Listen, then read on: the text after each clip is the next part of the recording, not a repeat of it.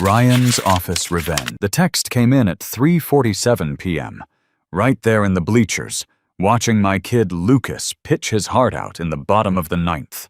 Your employment is terminated effective immediately. Don't bother coming in Monday. I read it twice. Then I looked up at Lucas winding up for what could be the winning strikeout. The phone buzzed again. Corporate card canceled. Figure out your own way home. That was it. 22 years with Hartwell Steel. 2 decades of 60-hour weeks, missed dinners, and building every major contract they had. And Brad Harrison, our new hotshot CEO, dumps me with a text message during my son's baseball game. My name is Garrett Sullivan. I'm 49 years old. I've got a 13-year-old son who thinks I hung the moon. And until 10 minutes ago, I was senior operations manager at the biggest steel processing company in Ohio. Now I'm just another middle-aged guy getting screwed over by corporate America. But here's the thing. Brad didn't know about me. I don't just manage operations.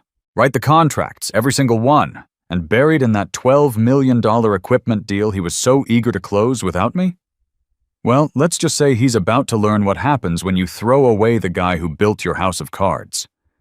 Lucas struck the kid out. Game over. We won. I cheered and clapped like nothing had changed, but my mind was already 3 moves ahead. As we walked to the car, Lucas chattering about his fastball, I was thinking about Section 7, Subsection C of the Rodriguez Industrial Contract. The one that required Level 5 industrial safety certification for all equipment installations. The certification I'd spent 18 months earning. The certification only 3 people in the entire region held. The certification that was now walking out the door with me. This whole mess started 4 weeks ago when Harrison brought in this equipment deal from Rodriguez Industrial. Carlos Rodriguez ran a family operation out of Mexico, built solid machinery, fair prices, but he was old school.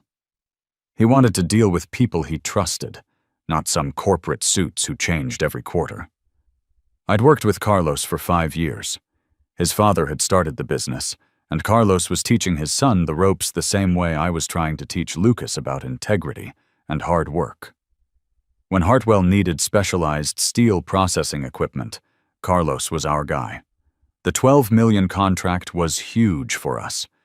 New automated systems that would increase our output by 40% and reduce our workforce by about 60 people. I didn't love that last part, but business is business. What I did love was the safety upgrade.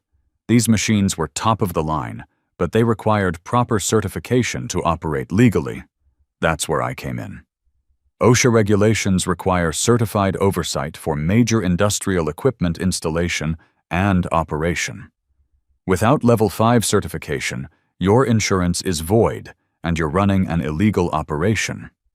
When I wrote the Rodriguez contract, I made sure to specify that installation must be overseen by a Level 5 certified manager currently employed by Hartwell Steel. Standard practice, but critical protection. Harrison had been gunning for me since he arrived 6 months ago. Fresh MBA, 42 years old, brought in by the board to modernize operations and reduce costs. In his mind, I was dead weight. Too expensive, too set in my ways, too friendly with the union guys. He wasn't wrong about the union part. Bobby Martinez and I had worked together for 18 years. Bobby had started on the shop floor and worked his way up to union president through pure grit and looking out for his people. We'd negotiated dozens of contracts together, always finding ways to keep the plant running and the workers employed. Harrison saw that relationship as a problem. He wanted managers who followed orders, not guys who collaborated with labor. He'd been pushing me toward early retirement for months, dropping hints about fresh perspectives and new blood. What he didn't understand was that, in manufacturing, relationships matter more than spreadsheets.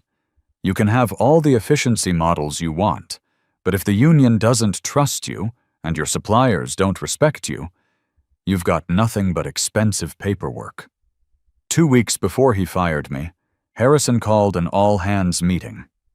He'd brought in some consulting firm to analyze our operations. Their recommendation? Eliminate the senior operations manager position and distribute those responsibilities across 3 junior managers at half the salary. We need to be leaner and more agile, Harrison announced to the room. The days of one person controlling entire operational relationships are over. I sat there listening to them describe my job like it was some outdated relic. 22 years of building supplier relationships, maintaining union cooperation, and keeping that plant running at 94% efficiency. But to them, I was just an expense line that needed trimming. After the meeting, Bobby Martinez pulled me aside. "This doesn't feel right, Garrett. They're making a mistake." I nodded, but honestly, I was starting to think maybe it was time. The divorce had been finalized 6 months ago. Lucas was adjusting to the new custody schedule, and I'd been working so many weekends that I was missing too much of his life anyway. Maybe getting pushed out was the universe telling me to slow down, spend more time with my son, find something with better work-life balance. That feeling lasted exactly until I got Harrison's text message in the bleachers. The ride home with Lucas was torture. He was so excited about the game, going over every pitch, every play. I kept nodding and commenting, but all I could think about was Monday morning. Harrison probably figured he'd close the Rodriguez deal within the week and prove he didn't need me. He had no idea what was about to hit him. Sunday night, I called Carlos Rodriguez. We'd always had each other's personal numbers for emergencies. "Garrett, how are you? Ready for the installation next week?" "Carlos, we need to talk. Harrison terminated my employment on Friday." Silence. "Then what, in the middle of our project? Apparently they think they can handle it without me." Carlos was quiet for a long moment. "Garrett, you know I respect you. Your word has always been good. But this contract, it requires your certification, no?" "That's right. Level 5 Industrial Safety Certification. Installation can't proceed without it. And Harrison knows this?" "He should. It's right there in Section 7. Garrett, I've been in business 30 years. I learned from my father that you do business with people, not companies. If they don't value the person who built our relationship, then maybe we don't have a relationship to build on." I could hear the disappointment in his voice. Carlos wasn't just upset about the contract complications. He was personally offended that they'd treated me this way in the middle of our project. "What does this mean for the equipment?" I asked. "Well, legally, we can't install without proper certification oversight. And honestly, Garrett, I don't trust them to handle this properly. These machines, they're not toys. One mistake, someone gets hurt. My company gets sued. I need someone I trust managing this." That's when I knew Harrison had made a fatal error. He'd focused so hard on cutting costs that he'd forgotten manufacturing is about relationships and trust, not just numbers on a balance sheet. Monday morning, I didn't go to the office. Instead, I took Lucas to school and spent the day updating my resume. Around 10 a.m., my phone started ringing. "Harrison." I let it go to voicemail. He called 6 more times before noon. The voicemail messages went from confused to angry to desperate pretty quickly. "Garrett, we need to discuss the Rodriguez installation timeline. Call me back immediately. There are questions about the equipment specifications. Where the hell are you? Carlos Rodriguez is asking for you specifically." By Tuesday afternoon, the tone had completely changed. "Garrett, I think we may have acted hastily. Let's schedule a meeting to discuss your status." I finally answered on Wednesday. "Garrett, thank God. We need to talk. I thought we did talk, Brad. Via text message, during my son's baseball game. Look, we may have moved too quickly. The Rodriguez contract has some complications we didn't anticipate." "What kind of complications?" "Apparently there are certification requirements that need to be addressed before installation can proceed." I almost laughed.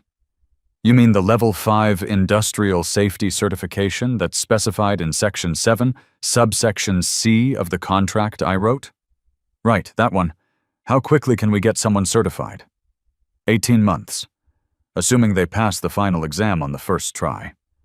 Dead silence. Garrett, we need this installation completed in 2 weeks. Rodriguez is threatening to pull the contract entirely. That's unfortunate. Come on, don't be like this. We both know you're the guy for this job. What would it take to bring you back? Now I did laugh. Brad, you fired me via text message while I was watching my son play baseball. You canceled my corporate card and told me to figure out my own way home. What exactly makes you think I want to come back? We're prepared to discuss a compensation adjustment, maybe a promotion to director level, after you've already eliminated the senior operations manager position? Another long silence. We could restructure things. Here's the problem, Brad. It's not about money anymore. You showed me exactly how much you respect 22 years of service. Carlos Rodriguez saw it too. So did Bobby Martinez and every other supplier and union contact I've built relationships with over the past 2 decades. What are you saying? I'm saying you threw away something you can't buy back. Trust. I hung up and turned off my phone. Thursday morning, Bobby Martinez called my landline. Garrett, you need to know what's happening over here. Harrison's losing his mind. How so? Rodriguez pulled the contract yesterday. Said they don't do business with companies that don't respect their people. But that's not the worst part. What else? Word's getting around to the other suppliers. Apparently you've built quite a reputation over the years. 3 more contracts are being reviewed this week. Suppliers are asking questions about what happened to you. That afternoon, I got more calls. Steel suppliers from Pennsylvania and Indiana, both asking about my status with Hartwell. When I explained I was no longer with the company, both indicated they'd be reconsidering their relationships as well. By Friday, the situation at Hartwell had escalated beyond what anyone expected. Not only had they lost the Rodriguez contract, but 2 other major suppliers had suspended operations pending relationship reviews. The plant was facing a potential shutdown within days. Harrison called again, this time from his personal phone. Garrett, we need to meet. This is bigger than just the Rodriguez deal now. I'm listening. The suppliers are pulling out, all of them. They're saying it's about you. What's your point? My point is that this is destroying the company. We're looking at a complete operational shutdown. 300 people could lose their jobs. That's terrible, Brad. But it's not my problem anymore. You made that very clear on Friday. Garrett, I'm prepared to offer you my job, CEO position, full authority. Name your salary. I sat there for a moment, watching Lucas play catch in the backyard through the kitchen window. Brad, let me ask you something. If I came back and fixed this mess, how long before you or the board decided I was too expensive again? 6 months? A year? That wouldn't happen. It already happened. You threw away 22 years of loyalty because you wanted to save money on my salary. Now you're offering me more money to fix the problem you created. Do you see the irony in that? Garrett, please. We can work something out. No, Brad, you can't unbreak trust. But good luck explaining to the board how you destroyed a profitable company in 1 week. I hung up and called Lucas inside for dinner. Whatever happened to Hartwell Steel now was their responsibility, not mine. The weekend was quiet. I took Lucas to his baseball practice, helped him with homework, made pancakes Sunday morning. Normal dad stuff. Meanwhile, my phone kept buzzing with calls I didn't answer.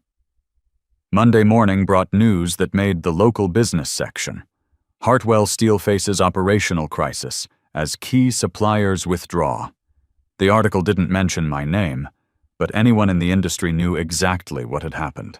By Tuesday, I'd received calls from 7 different companies. Word travels fast in manufacturing circles, especially when a 22-year veteran gets thrown out like garbage. Turns out my reputation was worth more than I'd realized. The first real opportunity came Wednesday afternoon. Alan Phillips, owner of Phillips Manufacturing Solutions, asked to meet for coffee. Garrett, I've been hearing some interesting stories about what happened over at Hartwell. Any interest in discussing opportunities? Phillips Manufacturing was exactly the kind of place I wished I'd found years ago. Family-owned, employee-focused, growing steadily without the corporate politics that had infected Hartwell. Alan's father had started the company in 1975, and Alan had grown it from a small metal fabrication shop into a regional manufacturing operation with 150 employees. "I'm looking for a senior operations director," Alan explained. "Someone who can help us scale up without losing the culture we've built. Someone who understands that relationships matter more than quarterly reports." The offer was better than what I'd been making at Hartwell. Better hours, better benefits, and equity participation that could set me up nicely for retirement. But the best part was when Alan said, "We want someone who can be home for their kids' baseball games." While I was talking with Phillips, the situation at Hartwell was getting worse by the day. Bobby Martinez called Thursday with an update. "It's chaos over here, Garrett. They shut down Line 3 yesterday because they can't get the specialty steel they need. Harrison brought in some consultant who's supposed to rebuild the supplier relationships, but nobody wants to deal with them. How are the guys holding up? Scared. Nobody knows if there's going to be layoffs. The union's talking about calling for Harrison's resignation. This whole thing could have been avoided if they'd just treated you right." That same day, I got a call that really drove the point home. Jim Carson from Carson Steel Supply in Pennsylvania, a company I'd worked with for over a decade. "Garrett, I just wanted you to know we pulled our contract with Hartwell this morning. Nothing personal against the workers, but we can't do business with a company that treats people like they treated you. Jim, you don't have to do that. I'm fine." "It's not about you being fine. It's about principles.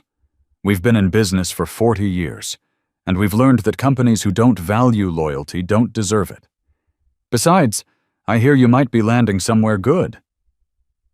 Word was spreading faster than I'd expected. By Friday, 3 more suppliers had either canceled or suspended their contracts with Hartwell. The company that had been running at 94% efficiency a week earlier was now operating at less than 30%. Friday afternoon brought the news that surprised nobody in the industry, but apparently shocked the Hartwell board. CEO Brad Harrison announces immediate resignation amid operational crisis. The press release was full of corporate speak about pursuing new opportunities and strategic transitions, but everyone knew the truth. The board had finally realized that Harrison's cost-cutting strategy had destroyed the company's most valuable asset, its relationships. That evening, I sat down with Lucas to explain what had been happening. "Dad, are you going to get a new job?" "I think so, son. A better one." "Why did they fire you if you were so good at your job?" I thought about how to explain corporate politics to a 13-year-old. Sometimes people get so focused on saving money that they forget about the things that actually make money. They thought getting rid of me would save them my salary. Instead, it cost them millions of dollars in contracts. "But you made them pay for it, right? I didn't make them do anything, Lucas. I just walked away and let them deal with the consequences of their choices. Sometimes the best thing you can do when someone treats you badly is to simply remove yourself from the situation and let them see what they lost." Lucas nodded like he understood. "So you're going to work for the other company now?" "Probably. They seem to understand that good people are worth investing in, not throwing away." Saturday morning brought another call from Alan Phillips. "Garrett, we'd like to make this official. Are you ready to discuss terms?" I was. The offer was generous. $140,000 base salary, full benefits, profit sharing, and 2% equity that would vest over 5 years. More importantly, they guaranteed family time protection. No weekend work except for genuine emergencies, and never during family commitments. "When can you start?" Alan asked. "How about Monday?" "Perfect. I should mention we're already fielding calls from suppliers who want to work with us because they know you're coming aboard. Seems like you bring more than just experience to the table." Sunday evening, I got one last call from Hartwell. Not from Harrison this time, but from Margaret Wells, the board chairwoman. Mr. Sullivan, I want to apologize on behalf of the entire board for how this situation was handled. We had no idea that Mr. Harrison had terminated your employment so abruptly, or that it would lead to such severe consequences. I appreciate that, Mrs. Wells. We'd like to offer you Mr. Harrison's position. Full CEO authority, complete operational control, and a compensation package significantly above what we understand Phillips Manufacturing has offered. I looked out the window where Lucas was shooting baskets in the driveway. Mrs. Wells, I appreciate the offer, but I think I'll pass. May I ask why? We're prepared to be very generous. Because 3 weeks ago, you had a CEO who thought I was disposable. Today you have a board that thinks I'm irreplaceable. Tomorrow, if things get tough again, you might decide I'm disposable again. I'd rather work for people who value consistency. I understand. Good luck in your new position. Monday morning, I started my first day at Phillips Manufacturing Solutions. By noon, I'd received 3 calls from suppliers eager to discuss new contracts. By the end of the week, we'd signed 2 new deals worth a combined $8 million over 18 months. Carlos Rodriguez was the first call I made from my new office. Carlos, it's Garrett Sullivan. I wanted to let you know I've joined Phillips Manufacturing Solutions as Senior Operations Director. Garrett, congratulations, my friend. I heard about what happened at Hartwell. Very sad situation. It worked out for the best. I'm calling because Phillips is looking to expand our equipment capabilities, and I immediately thought of your operation. Of course, let's schedule a visit. I think you'll find we have some new machinery that would be perfect for your operation. Within 2 weeks, we'd negotiated a $6 million equipment contract with Rodriguez Industrial. Carlos was thrilled to be working with a company that valued relationships over cost-cutting. The equipment would increase Phillips Manufacturing's capacity by 50% while creating 25 new jobs. The contrast with Hartwell couldn't have been more obvious.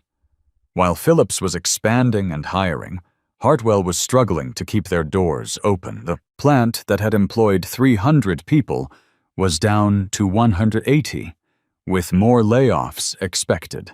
Bobby Martinez called one afternoon with an update that was both sad and satisfying. They brought in a new CEO last week, some guy from Detroit who's supposed to turn things around. But it's too late, Garrett. Half the supplier base is gone, the union doesn't trust management anymore, and morale is shot. How are you holding up, Bobby? I'm retiring early. 30 years is enough. The new guys keep asking me how to rebuild the supplier relationships, but I tell them the same thing every time. You can't rebuild trust you've destroyed. That takes years, and they don't have years. 3 months into my new job, I got news that put everything in perspective. Hartwell Steel had filed for Chapter 11, bankruptcy protection. The company that had been profitable for 35 years was being sold for parts because one arrogant CEO thought cutting costs was more important than maintaining relationships. The local newspaper ran a feature story about the collapse, interviewing former employees and suppliers. Bobby Martinez was quoted saying, "They fired the one guy who held everything together, then acted surprised when it all fell apart." Lucas asked me about it that evening while we were working on his science project. "Dad, did you feel bad when your old company went out of business?" I thought about it carefully. I felt bad for the workers who lost their jobs. Those are good people who didn't deserve what happened to them. But I didn't feel bad for the company. They made their choice. Do you think they learned their lesson?